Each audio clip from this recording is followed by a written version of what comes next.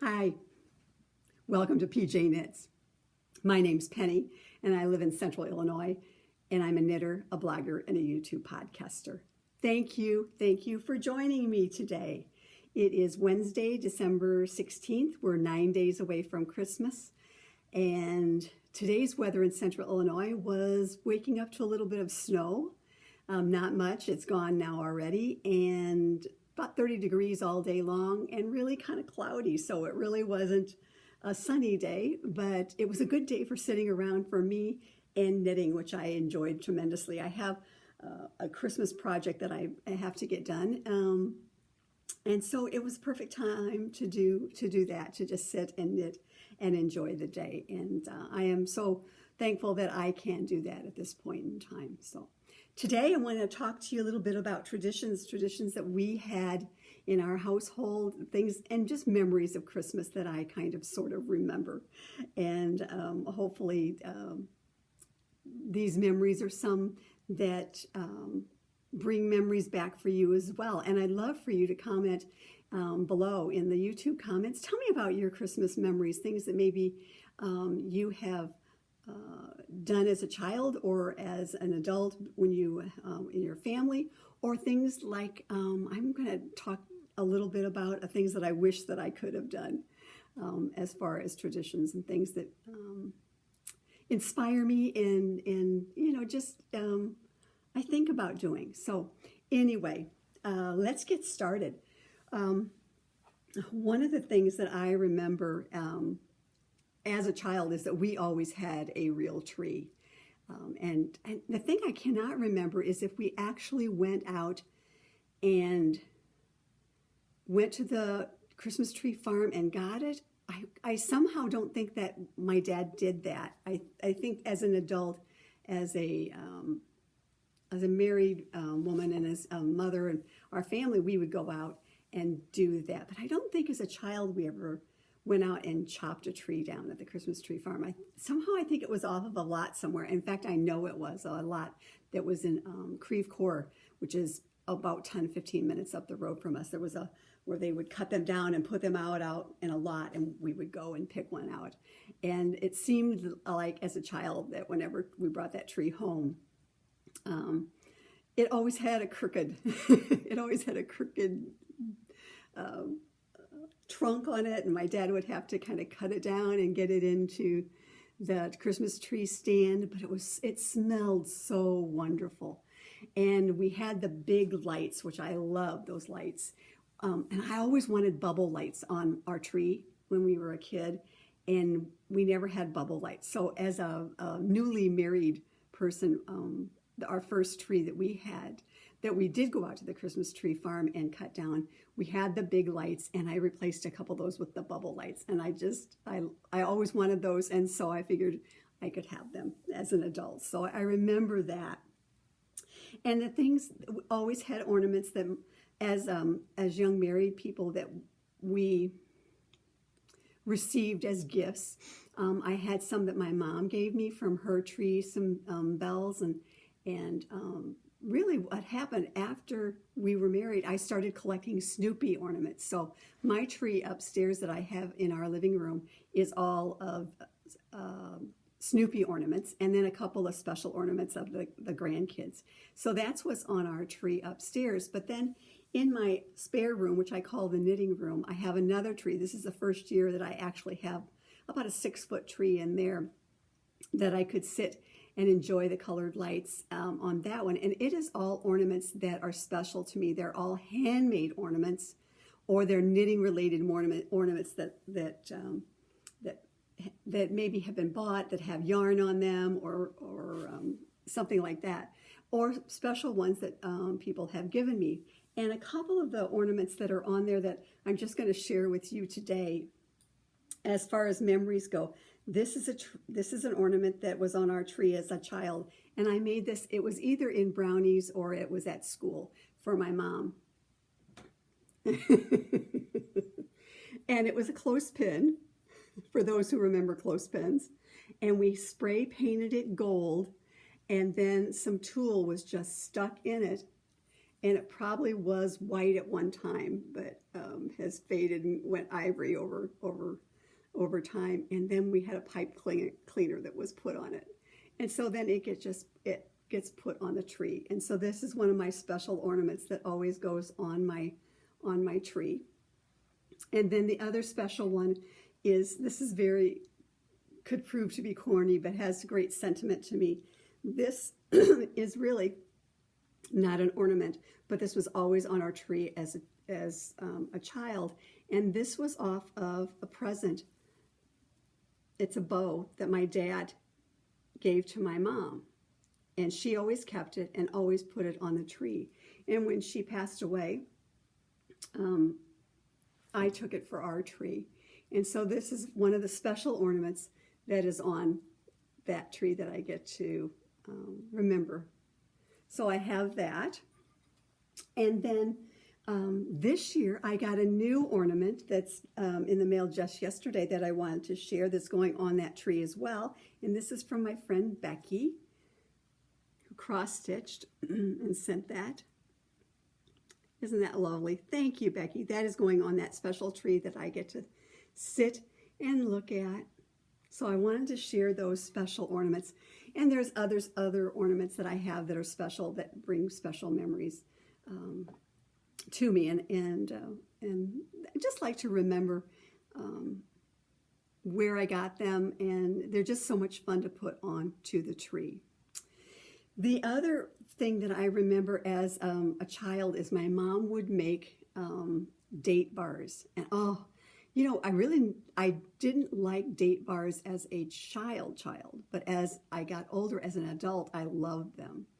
And unfortunately, her recipe is no longer in the recipe box. So I'm hoping next year to be able to make that and adapt that, because it was a bar cookie, and it had dates on it, and it was, I want to say, kind of like a spicy cake in it. It wasn't like a plain white cake, but it was a coarser cake on the inside with dates, and then she would put powdered sugar on top of them. And as they got a little bit older, the powdered sugar got a little moist and would be on there, and it was just a lovely taste. So I'm hoping to make those next year and go looking for the perfect recipe for that. And she also would do sugar cookies that she would cut out. And I know now what a production that was. I've never actually made them, but I would help her ice them as I got older. And it was a production. Those things, making them and rolling them out and baking them and then coming back and icing them. But I remember how good and delicious they were. And fortunately, now my daughter-in-law makes a wonderful sugar cookie with icing and decorates them wonderfully too. So I get a little bit of a taste of that at special times too. But I remember her doing those. And then one of her recipes that I did find, and I talked about it years ago on the podcast about how it came to get this recipe. She made peanut butter fudge. And I am a peanut butter fan, and it was the best peanut butter fudge ever. And I would make it, she would make it, and then she would give it to me to take to some of the gals that I worked with. When she passed, the girls at work were all like, you've got to make us that fudge. You know, Grandma Betty's fudge is what we called it. And what happened when she passed, I couldn't find the recipe in her box, and it was just kind of disheartening not being able to find it. And when she passed, then later that year, the next year in July, my aunt was over, and I was looking for something, and I opened up a drawer, and there was this fudge recipe, and I pulled it out, and then I put it back, because it was chocolate fudge, and that's not what we wanted. We wanted peanut butter fudge. So time went by, and I pulled out the recipe again. I think we were talking about my mom at one time, and it was like she was speaking to me. because when I opened up the drawer to look at it again, there in bright red on the side was these notes written in. I make peanut butter fudge, but I substitute, and this is how I do it, in bright red. Now, why I didn't see that 6 months earlier, I don't know. But it was like she was saying to me, it's in red here. So I made her peanut butter fudge, as I do every year, and it's so creamy. And I will say this, that is the joke around here and with my friends. Don't ask me for the recipe, because it's the one thing that I can make that nobody else can make. Well, they can make it, but I don't want to give my recipe away, because I don't bake, I don't cook, I don't make pies. And so it's the one thing that I make that that's mine. So when I go, somebody else can make it. But it's just one of those funny things that we laugh about, because don't ask me for the recipe, because I'm not giving it. It's mine. So those are some of the things that I wanted to just kind of talk about, traditions that we have. My husband family is Norwegian, and so they had something that in their family that's lefse. And it was always a tradition at Christmas time to have lefse, which is a potato flour pancake of sort, but they're big and very, very thin. It's not like a pancake, but very, very thin, like a tortilla, but even thinner, made out of potatoes and flour. And if you look out on any of the web, it's a production to make that stuff. And so I thought, oftentimes in our life, I thought that would be fun to get the griddle, because it's a big lefse griddle, and there's a stick that you roll, and you roll it out. And after looking at how that is made, really truly made, I decided I'm not ever going to make lefse, but I will certainly. There's a place up in Minnesota that you can buy it from, and I will buy it when I'm ready to have it. So you take this potato thin pancake of sorts, and you slather it with real butter, and then throw sugar on it, and then you roll it up, and it's just delish. And that, it's a Norwegian custom, of which they have many. And I saw on YouTube, her name's Ina Knits. She's from Norway, and she was making lefse, and that's really what zeroed into me the last couple of weeks, that I will never ever make it. But check that out, because that it's something that it's a taste that you have to acquire, but you really need the butter and the sugar on it. And I've also been watching Arne and Carlos. They're sit and knit for a bit all this holiday season, because they are talking about Norwegian customs and things. And I've always loved the Scandinavian countries, even before I was married to a descendant of someone from Norway. I've always loved that, even as I can remember 5th and 6th grade when we were learning about the geography. I've always been interested in Norway, and so it's very interesting that I would fall into a Norwegian family of sorts, and that I would someday love to go there. But most of all, I would like to adopt some of their traditions. So check Arne and Carlos out to see, to hear them talk about the real traditions of Norway. It's just very interesting, I think, of other nations, how they celebrate and their traditions. So again, if you would share both down below some of your traditions that you do, and let's talk about that. We can also talk about it in the Ravelry group. The Ravelry group is PJ Knits. So I'll open up a thread about traditions, and let's talk about that in the next couple of weeks. So that's all the things I wanted to talk to you about traditions. Some hashtag updates. The hashtag Comforting Crafts, the dishcloths, that is continuing through December 31st. Post your pictures in the Ravelry group to be eligible for the little packet of Coco Knits accessories. And I sent a couple of big boxes. think I've told you before about that, off to Brittany, and so she's got quite a supply of those going, but she'd like to make 500. So you can reach out to Brittany in the group and arrange to get those delivered to her. Also, we're doing hashtag mistletoes through the end of the year, and that is knitting of socks. And then next year we're going to do Sock Fest, and we'll just talk about socks all year long. And I've got some things I'm going to talk to you about in just a bit about mine. I wanted to show you a couple of presents I got. We did a kind of a virtual gift exchange, some friends of mine, and I wanted to show just a couple of things to you that I got from them that are Yarny related. The first one is Tippy Tree Yarns, hand dyed in Colorado, and this is a DK 4-ply, and this is dark denim, superwash, superfine merino, and I got 3 skeins of this and a pattern for a shawl that is a Tammy Gore shawl pattern. I got this from my friend Debbie.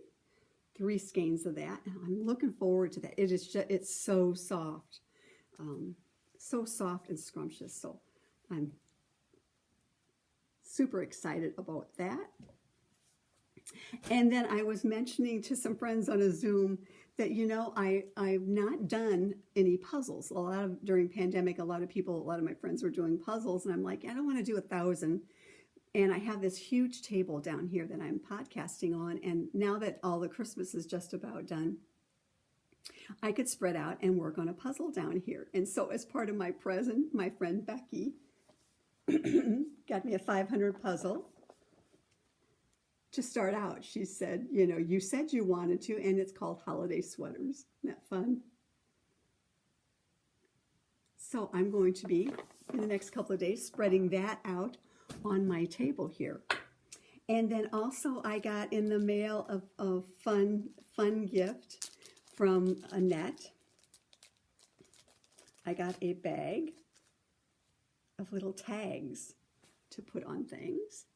Best gift ever, handmade. Oh, let's see. There we go. Isn't that going to be fun? I got a little bag of those. So thanks, Annette. So those are a couple of things that I wanted to show you that are related to knitting. Advent updates. So last year, I just wanted to touch on, last year I didn't get an Advent calendar of any sorts, and I'm seeing so many this year that I definitely want to look at for next year. So, but last year I did my mitered square, and what I did is a square a day for 24 days. And this year, since July, what I've been doing is a square every Sunday, which I want to continue that in the new year. So I'm just going to share that a little bit with that. It's a simple mitered square. Mine's 44 stitches, and I'm doing it on a 2 or 3, size 3 signature needle, and they're all different, of course. And it's coming. And as Annetta said today, it's getting large enough that it covers me, so it kind of keeps me warm when I'm knitting on it. But this was last year's Advent of sorts, and so certainly you don't have to spend any money to do an Advent calendar if you don't want to. So that was last year's. And then this year I decided to do, and I showed on the podcast last time, I got one from Sun Valley Fibers, and I started the piece on it, and it was nice. It was good starting out, but the colors were so alike that I decided to stop and see what the rest of the Advents will bring. And so I will, as it was, I just stopped what I was knitting on. And I'm going to talk about that Advent calendar at the end of the year because I want to show you the progress on that. It was a funny thing because I did not like the way the colors were going in the Advent. And so I put it aside, waiting till the end to see what all the colors were. And thought, well, maybe I'll just change my mind as to the pattern that I'm going to do. Well, then a friend of mine gifted me a blouse, a top, and I put it in the closet, and I thought, well, at the time I said, wouldn't this be fun if I found some yarns in my stash, and that I would do a little scarf, wrap something shawl to go around this. But I thought I didn't want to do it right now because I'm doing Christmas knitting and other stuff. And so I set it aside. And then all of a sudden it hit me this morning. It was like, I think those first two colors in my Sun Valley Fiber Advent calendar are the same colors that are in the top that I got. And there was a third color coming up, which was gold, that's also in the top. So the first three colors are perfect. And so I'm going to go back and revisit that. And I will share that info and talk to you about that at the end of the year. And I'll have it down here to show you. So then the other Advent calendar that I got was the Cozy Knitter sock, and I am coming along on it. And I do top down. And so I just so happen to have two. And I started with my gray is a Lolo Did It. And so I put my heel in, and I'm up to date on that. Now the pattern that I am using is Susan B. Anderson's How I Make My Socks. That's a free one that she has on her website. And then I do the heel flap and gusset also, which is the slip stitch. And what I did is I used a 2.75, and I have been using the 2.75 needle, signature needle, stiletto double point for a lot of my socks all the way down to the toe. And this time I decided when I hit the heel that I would go down to a size 1, which is what I'm doing now. And I will finish out from the heel to the toe in the size 1. And I think that will make it a little bit more denser and give me a lot of negative ease that I think that I will be happier with my socks. So anyway, it's coming along, and it's a stripe a day. And so I've really been enjoying that, and it's just enough. And the thing, in the past, I always have done my socks, I always do double points. And in the past, I've always done a sock and then done a second one. I never really have problem with second sock syndrome. What I have a problem with is first sock syndrome, finishing the first sock once I get going on it. But I really am enjoying doing them 2 at a time from 2 different balls. And I may just continue that in the future when I'm doing that. I will do 2 at a time on my double points, separate balls, and work it so far, and then work the other one so far. And I'm really enjoying that, so I'll have 2 when I'm all done. But that's the Cozy Knitter, and that's my main Advent right now. Now, Christmas knitting. Thankfully, all my Christmas knitting is done except for one. And I am working on my son's sock. I have his first one done. And this is from Bumblebee Acres. He has a size 13 foot. So it's a little bit of knitting. And what I did is I did the heels and toe I'm doing out of a black that I had in the stash because I was kind of worried about whether I would have enough or not. And I think I would have been fine not to. But I decided to not chance it. And this is also Susan B. Anderson's How I Make My Socks. And then she had a little addendum to that for a man's foot because they're longer and they like a longer cuff and maybe a little more stitches around the cuff as well. So this is her pattern that I'm doing. And I'm on the downhill slide on that because now I'm working on his foot. And what I did is I talked about this last time. I plotted out in my planner of what I had to do each day to get these socks done by Christmas Eve or a couple of days before Christmas. And so sorry about that.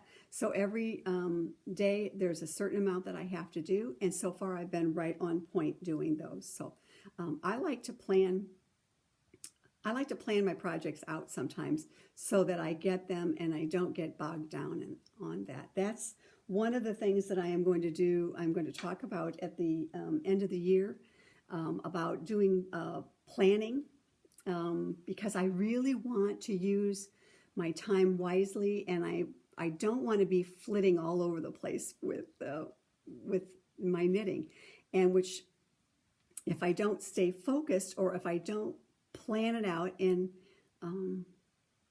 at least have a rough timeline of when things need to be done, they don't get done. And then in the case, you know, somebody has a baby and the baby's going to college and you're still working on the baby blanket. So anyway, I want for my knitting for the new year to be kind of focused and try not to be all over the place. But again, that's what we're going to talk about at the end of the year when we do a kind of 2020 knitting wrap up and looking forward to 2021. So what else? Oh, okay, books and bags. I just want to share a couple of things. Again, this is a gift from my friend Debbie, and this is the Grocery Girls Project Journal. There you go. And she knows how I like a good journal, and I'm always writing things down, and that's, I'm a list maker. I'm a list maker. I'm a planner. I like to check things off on my list. It makes me feel good. And so these are the things that going forward in 2021 that I'm going to use these tools because let's face it, at least for me, for the last 9 months, you know, I've been doing what I want to do when I want to do it because there's been no timeline. There's been very rarely where I had to be anywhere. So in the new year, I want to be a little bit better about focus. And I know we're going to be going places then. So this is my book to show you today, and is a wonderful gift. And the other thing, I've got a bag from my friend Sherry, and this is so appropriate. And this is very, not only is it appropriate, but it's something to look forward to.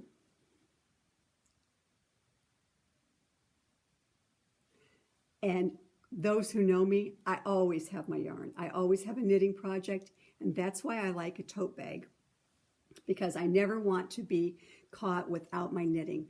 I don't want to be caught at a long stoplight. I don't want to be caught by a train, which I have done quite often. I don't want to be caught in a doctor's office or an emergency and not have my knitting to get me through. So thank you, Sherry. That was a wonderful, wonderful gift and so much fun to get and so appropriate. Okay, now let's see. Coming up, I am part of the Lupin About Knitmas, and this starts anytime. It can start right now. We were given a name back in November. And the idea of this was, and I participated in the last 3 years with Alicia is in charge of this in the Lupin About group on Ravelry. And the thought is that you get a name, you knit for that person, and then you send it before February-ish, to them as a gift that all your knitting is done, Christmas presents are done, and now this is just to knit for somebody else for fun.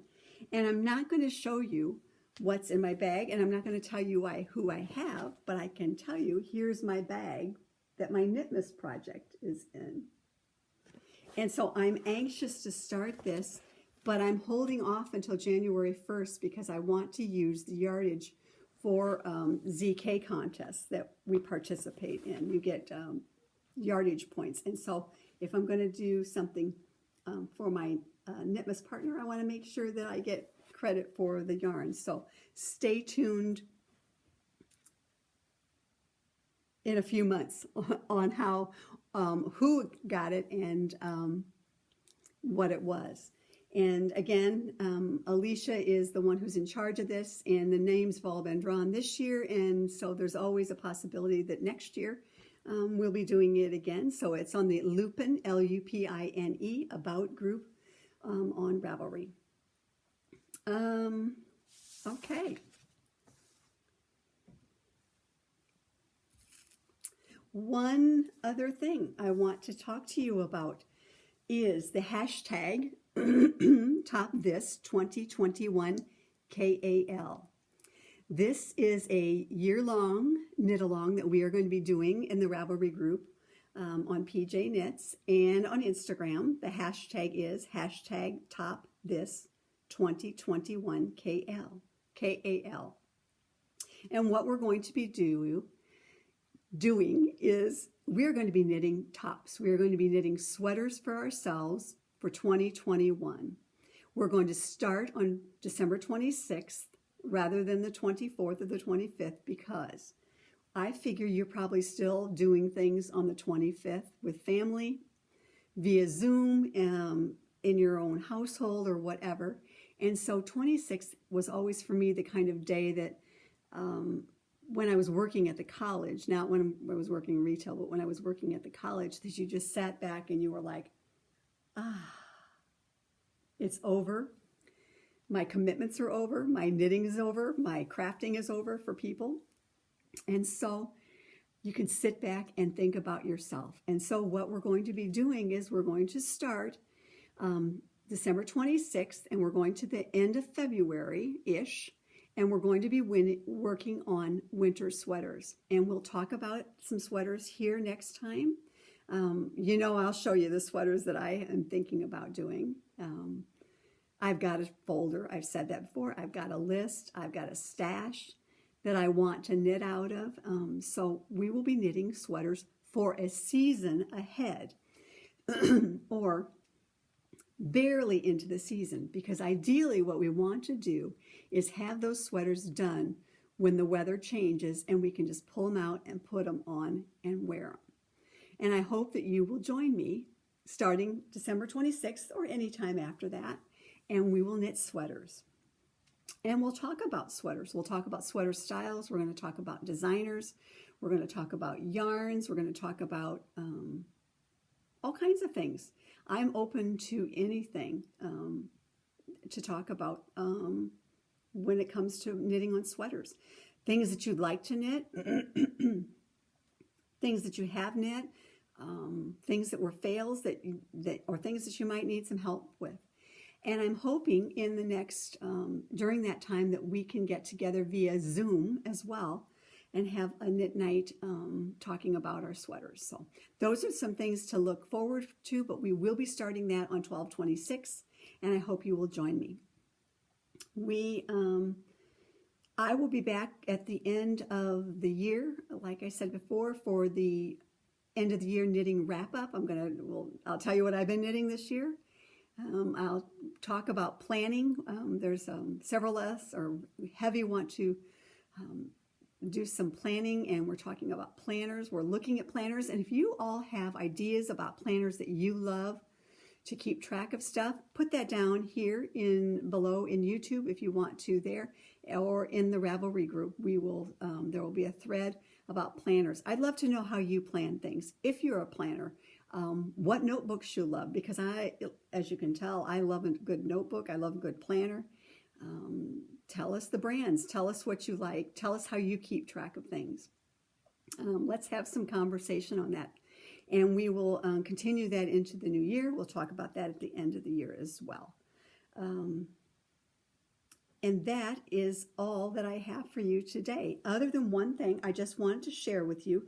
This was something that got cut out of the last podcast because it was just a flub all the way around.